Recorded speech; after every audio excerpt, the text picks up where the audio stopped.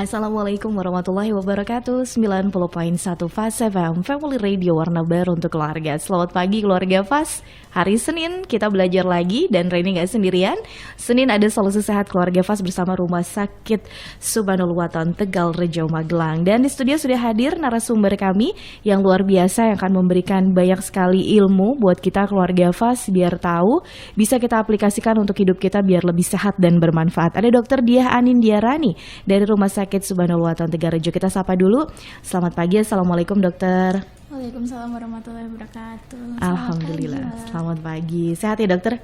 Alhamdulillah sehat. Sehat dokter. Pagi hari ini kita bawa materi apa nih dokter? Pagi hari ini kita membawa materi kanker payudara. Nah, kanker payudara. Saya dengarnya tadi agak langsung dek gitu dok. Buat wanita terutama ya. Iya, buat wanita terutama. Apalagi juga mungkin beberapa belakangan ini juga banyak artikel yang membahas berkaitan dengan kanker ini ya dokter ya. Ya, kalau boleh dijelaskan dulu nih dokter, kanker sendiri itu seperti apa sih dokter? Kanker itu kan sebenarnya dia pada saat ada sel-sel di dalam tubuh yang membelah diri dan berkembang secara tidak terkendali, itu dia disebut keganasan atau kanker. Nah, itu dia bisa berada di mana saja di bagian tubuh. Dia bisa di kulit, bisa di kayak seperti ini, bisa di payudara, bisa di mungkin hati atau jantung, bisa di semua bagian tubuh seperti itu. Itu yang tidak terkendali tadi kalau kanker. Pembelahannya tidak terkendali. Oke, baik. Dan pastinya itu kalau kita udah ngomongin kanker pasti ada gejalanya juga dokter. Yang menyebabkan itu apa juga pasti beda-beda ya dokter. Iya, macam-macam. Untuk biasanya kalau misalnya secara umum sih mungkin radiasi, terus makanan-makanan zaman sekarang kan banyak makanan mengandung pengawet seperti itu, zat kimia yang kita nggak tahu nih ditambahin apa. Nah, itu penyebab kanker secara umum. Kadang genetik juga berhubungan dengan keturunan keluarga. Tapi kadang ada penyebab-penyebab khususnya dari tiap kanker, seperti misalnya untuk kanker paru-paru mungkin terkait dengan rokok ya, seperti itu. Dia ada macam-macam sih penyebabnya. Oke, baik. Tapi hari ini keluarga Fas kita akan bahas dulu yang namanya kanker payudara. Terlebih juga ini biasanya para wanita yang langsung iya nih, kanker payudara ini ternyata memang hal yang sebenarnya menakutkan, tapi kita harus tahu begitu biar kita terhindar dari yang namanya kanker payudara ya dokter. Iya, tentu. Dengan kalau misalnya kita bisa mengetahui lebih dini kan pengobatannya juga lebih bagus. Benar sekali. Monggo dokter, diawali dengan kanker payudara sendiri, yang paling mungkin kita perlu tahu, apakah memang kanker payudara ini hanya menyerang wanita saja? Dokter mungkin bisa dijelaskan. Enggak, sebenarnya walaupun memang kesannya kalau payudara itu wanita ya, tapi kanker payudara bisa juga terkena atau menyerang pada laki-laki. Hanya saja memang presentasinya lebih sedikit dibandingkan wanita. Mayoritas kanker payudara memang terjadi pada wanita kan, tetapi bukan tidak mungkin laki-laki juga terkena kanker payudara seperti itu. Kasus sendiri yang terjadi di Indonesia atau mungkin di negara-negara berkembang ini seperti apa dokter? Mayoritas terjadinya sih memang pada wanita. Kalau misalnya di negara berkembang maupun di negara maju pun rata-rata mayoritas memang pasien yang menderita kanker payudara memang mayoritas diderita oleh wanita. Kalau saya baca itu 1%, sekitar 1% itu baru diderita oleh laki-laki. Jadi cukup banyak kan perbandingannya 99% dengan 1%. Tapi tetap butuh edukasi dokter ke masyarakat ya. Iya. Jadi biar kita juga aware, bukan hanya untuk kepada kaum wanita saja, kesehatan payudara laki-laki ini juga harus kita tahu begitu ya dokter ya. Baik, dokter, kalau kita lebih menilik lagi yang namanya kanker payudara, apa sih sebenarnya dokter yang menyebabkan atau sebenarnya bagaimana begitu sampai bisa terjadi kanker payudara?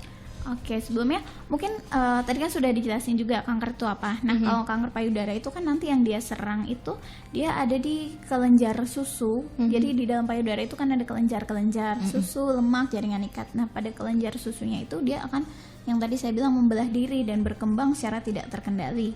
Nah, seperti itu yang kita sebut dengan kanker payudara atau tumor, kadang disebutnya juga tumor. Lalu untuk mungkin faktor resikonya tadi kan kita sebutkan ada beberapa macam ya faktor resiko kanker payudara. Kalau misalnya yang tadi sudah kita bahas, jenis kelamin jelas pada wanita dia potensinya lebih besar untuk menderita kanker payudara daripada pria. Lalu untuk mungkin usia secara umum resiko kanker payudara akan meningkat seiring dengan bertambahnya usia, karena ini berhubungan dengan hormon. Pada wanita itu kan kita ada hormon yang biasanya pada saat menstruasi itu dia akan naik. Nah, otomatis pada saat semakin bertambahnya usia kita terpapar hormon itu semakin sering. Seperti itu. Lalu mungkin kalau dari wanita nih, siklus menstruasi, mungkin ada yang bertanya-tanya, ngaruh nggak sih saya baru menstruasi umur 15 tahun, ada juga yang saya kok umur 10 tahun udah menstruasi gitu. Itu pengaruh. Oh iya, dokter, itu bisa mempengaruhi juga ya? Iya, karena ya itu tadi saya bilang, pada saat menstruasi itu kan kita terpapar hormon. Nah, dengan menstruasi yang lebih dini, dengan menopause yang lebih lama, jadi menopause itu kan berhentinya menstruasi, itu lebih lama. Misalnya kalau untuk menstruasi dini sebelum usia 12 tahun, kalau misalnya menopause yang lama di atas 55 tahun, itu dia kan semakin lama terpapar hormonnya itu. Nah, itu semakin beresiko untuk terkena kanker payudara. Oke, baik. Dan pastinya juga yang sangat faktornya juga ikut adalah gaya hidup serta pola makan kita juga ya dokter ya. Lagi-lagi. Nah, untuk Anda keluarga FAS yang ingin bertanya berkaitan dengan kanker payudara ini, silakan Anda bisa langsung gabung lewat 314330 atau SMS dan juga WhatsApp-nya di 0815 78709640. Tapi nama jangan sampai lupa, karena kalau nggak ada namanya kita bingung juga mau bacanya ya dokter ya, dari siapa gitu. Oke deh, pastinya kita break dulu ya dokter, kasih waktu buat iklan yang mau lewat. Dan untuk Anda keluarga FAS, kita masih akan kembali bersama di Solusi Sehat 90.1 FAS FM Magelang. FAS FM Magelang. Kembali lagi keluarga FAS, Solusi Sehat untuk Anda. Dan sampai nanti jam 10 kita masih berbincang berkaitan dengan kanker payudara bersama Dr. Rani dari Rumah Sakit Subhanul Waton Tegalrejo Magelang. Ya, dokter tadi sudah menjabarkan juga ya sebenarnya kanker payudara itu apa, atau lebih globalnya kanker itu apa, dan siapa yang lebih berisiko terkena kanker payudara. Ternyata tidak menutup kemungkinan bahwa kaum laki-laki juga bisa terkena yang namanya kanker payudara. Makanya dari pola hidup, pola makan dokter? Iya, makan terutama nih kalau misalnya pada wanita tuh lemak-lemak itu dijaga. Karena sumber hormon kita itu dari lemak. Nah, jadi kalau misalnya kita terbiasa mengkonsumsi lemak tinggi dalam waktu lama, nah itu lebih beresiko juga. Oke, baik. Jadi ini memang lagi-lagi dari lingkungan keluarga dulu nih dokter yang harus dibangun pola makan yang lebih sehat lagi. Lebih sehat zaman sekarang. Iya, bener banget. Apalagi sekarang udah pengennya serba cepat, apa-apa fast food. Itu kan minyaknya, terus digoreng-goreng, semua pengawet dan penyedap serta yang lain-lain. Oke, baik. Tapi tidak juga harus langsung nggak minyak sama sekali ya dokter ya? Yang penting dikurangi. Dibatasi aja. Masih boleh, bukan harus, nggak boleh minyak-minyakan, nggak boleh masih boleh, cuman dibatasi. Batas normal. Baik. Iya dokter, kalau kita masuk lagi, tadi kita sudah tahu apa yang menjadi penyebab atau mungkin siapa saja yang berisiko untuk terkena. Sebenarnya tentu ada yang bisa kita lakukan nih dokter untuk mencegah kanker payudara ini dokter, monggo. Kalau untuk pencegahan, sebenarnya dari kita sendiri, kita harus bisa melakukan screening. Kalau misalnya pada wanita tuh ada 2 screening namanya, ada screening yang kita lakukan sendiri, itu sadari. Sadari itu periksa payudara sendiri. Itu tiap bulan kita lakukan di tanggal yang sama. Kenapa tanggal yang sama? Karena sebenarnya ada benjolan, kadang mungkin ada yang merasakan ada benjolan nih di payudara, tapi dia kadang hilang, kadang muncul, terkait siklus menstruasi. Kalau seperti itu nggak masalah. Itu berarti memang dari efek menstruasinya. Tapi kalau misalnya benjolannya itu terus-terusan ada, semakin lama semakin membesar, nah itu kita harus hati-hati nih. Ini jangan-jangan nggak cuma sekedar tumor jinak, ini jangan-jangan keganasan. Nah, jadi tiap bulan kita lakukan di tanggal yang sama, itu kita periksa payudara kita, bisa kita tekan, lalu di semua bagian payudara. Mungkin kalau untuk karena ini kan saya menjelaskan mungkin agak kurang susah dimengerti, bisa bertanya pada petugas kesehatan di sekitarnya, bagaimana sih cara sadari itu, biar dipraktekkan caranya seperti apa. Itu untuk screeningnya. Bisa juga datang dengan check up atau datang ke petugas kesehatan, minta dilakukan pemeriksaan nih, saya ada nggak nih tumor payudara, namanya pemeriksaan payudara secara klinis oleh petugas kesehatan. Selain itu, kalau pencegahan lainnya mungkin ya kembali lagi tadi, gaya hidup sehat, berolahraga secara rutin, mengkonsumsi lebih banyak sayuran dan buah-buahan. Jadi seperti yang tadi saya bilang, kandungan lemak yang tinggi itu agak dibatasi, jangan terlalu berlebihan, karena itu sumber hormon yang merupakan makanan si kanker payudara itu. Oke, baik. Jadi kalau kita sembarangan makan, ini alhasil kita kayak ngasih makan begitu ya dokter ya? Karena si lemak yang tinggi itu dia akan berubah jadi hormon. Hormonnya itu salah satu faktor resiko. Sebenarnya hormon itu normal pada tubuh kita, tapi ya itu yang segala yang berlebihan kan nggak baik ya. Kalau misalnya hormonnya itu berlebihan ya dia bisa meningkatkan resiko tadi. Oke, baik. Jadi ini besok bisa dirubah mindset ya dokter ya. Diet bukan biar turun berat badan ya. Iya. Biar lebih sehat lagi gitu ya. Iya. Oke, baik. Ini sembari kita menjawab pertanyaan yang sudah masuk aja di 081578709640. Ada ini Mbak Ira yang ada di Magelang. Dokter, berarti untuk konsumsi tadi dokter bilang hormon ya. Berarti berkaitan juga dengan alat kontrasepsi yang digunakan oleh para wanita ini juga ada risikonya dokter. Mohon penjelasannya. Terima kasih Bu Ira di Magelang. Iya baik, terima kasih, benar sekali. Itu jadi salah satu faktor resiko tadi kan, karena ya memang faktor resikonya itu sebenarnya ada banyak. Memang kalau untuk dijabarkan semua cukup banyak juga. Tadi memang nggak sempat saya sebutkan, tapi salah satu faktor resiko memang penggunaan obat atau kontrasepsi dan menjalani terapi penggantian hormon secara berkelanjutan selama lebih dari 5 tahun. Jadi bukannya nggak apa-apa kalau misalnya memang mungkin hormonnya suntik atau KB, kontrasepsi yang hormonal, nggak masalah. Yang penting memang sudah diskusi dengan dokternya, lalu kan nanti akan dilihat juga faktor resiko yang lainnya. Selama tubuh juga. Kondisi tubuh, selama memang dari pada saat kita datang diperiksa oleh dokternya kira-kira aman, tidak ada masalah, tidak ada kontraindikasi atau hal yang membuat kita tidak bisa melakukan kontrasepsi itu, ya nggak masalah, itu tetap bisa dipakai. Cuman memang dia hormon itu, jadi pemakaian kontrasepsi yang hormonal atau terapi penggantian hormon itu memang beresiko. Tapi ya itu tadi, yang penting memang sudah dikonsultasikan terlebih dahulu dengan dokternya, ya nggak masalah.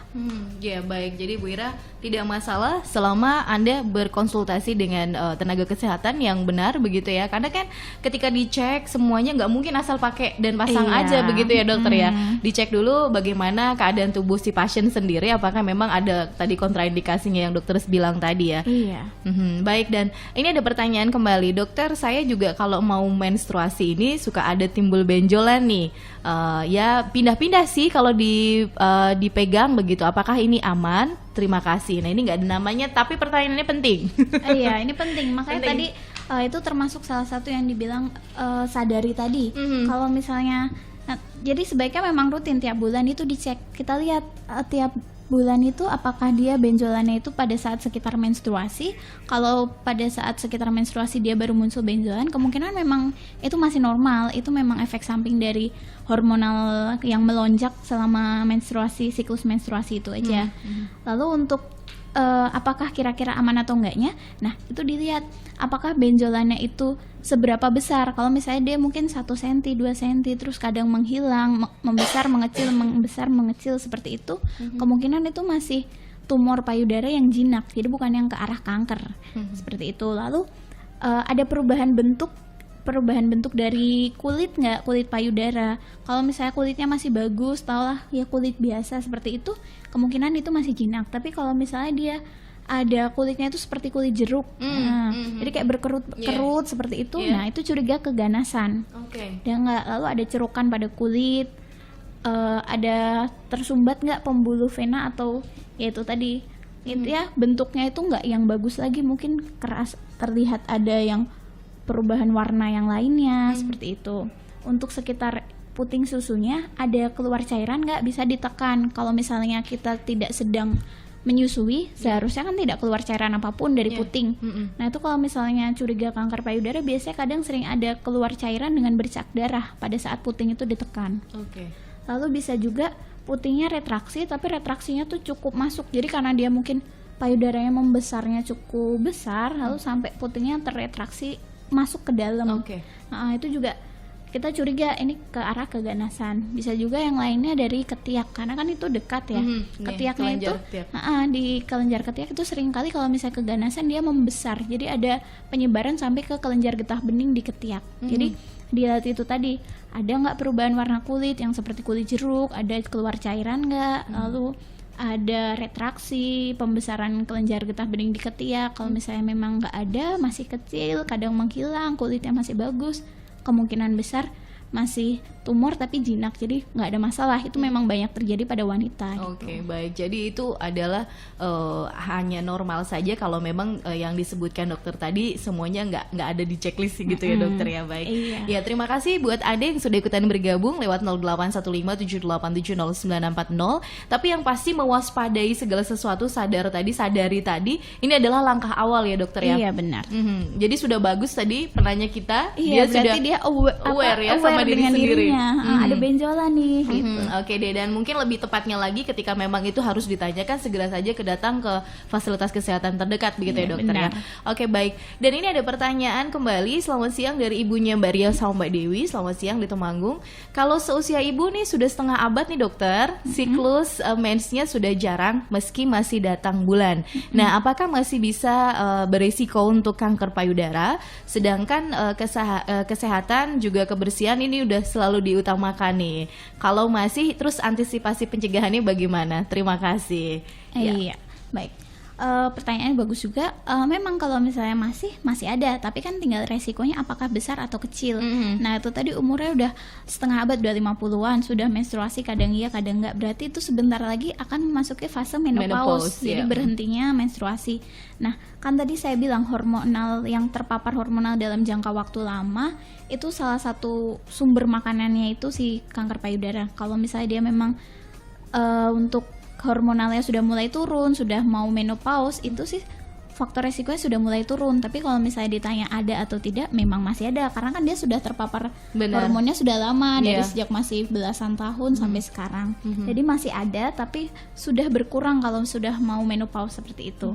Untuk pencegahannya ya seperti tadi, tetap jaga pola hidup sehat, olahraga, makan makanan bergizi, radiasi. Kalau misalnya radiasi sih mungkin jarang ya kalau orang biasa, tapi kalau misalnya kerja di tempat-tempat tertentu yang terpapar radiasi itu harus hati-hati. Lalu mungkin ya itu tadi, makan dijaga, jangan terlalu banyak yang berlemak, dikurangi pengawet, penyedap seperti itu. Nah, ini tadi ya, jadi makanan-makanan yang biasa kita konsumsi juga harus hati-hati. Karena sekarang juga udah lumayan nih dokter, di mana-mana makanan tuh harus yang berbumbu ya. Iya, benar. Jadi ini tugas orang tua juga untuk ngerem ya.